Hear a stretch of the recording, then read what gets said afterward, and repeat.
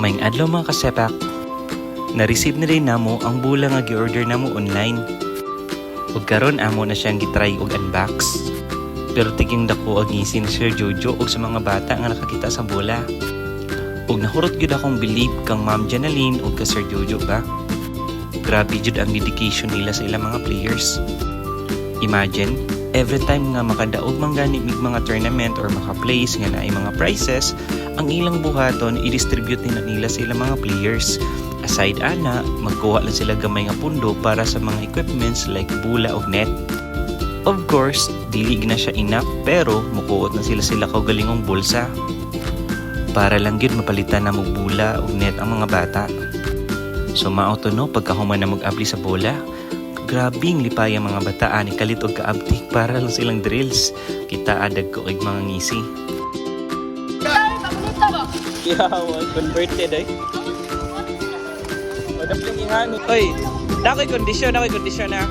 Maka-split ra ang pwede nato i-training og spiking. Kisa may maka-split diha daw. Tanaw daw ko. Sige daw. Atay.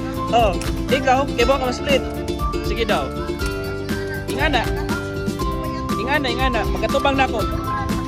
Agay.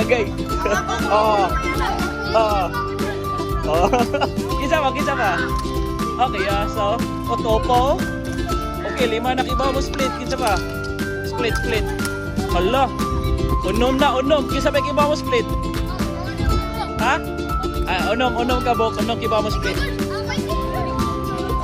Ikaw, George. Split, George. Dili pa. Ug mao to no. Before na ko humano na nga tong video, gusto na ako ipakita ang pinakakusog karon sa among mga bata nga feeder. Siya si Bart.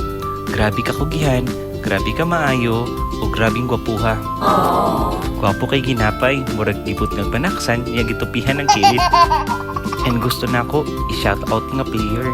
Anak ni siya ni Sir Francis, isa sa legendary na mga players sa konsolasyon sa una. Kining bata grabe ka full package. Kibaw na mo sandbag, kibaw mo roll spike, ug gusto kay depensa. So mao lang to no. Salamat sa pagtiwa sa video mga kasepak. Bye-bye!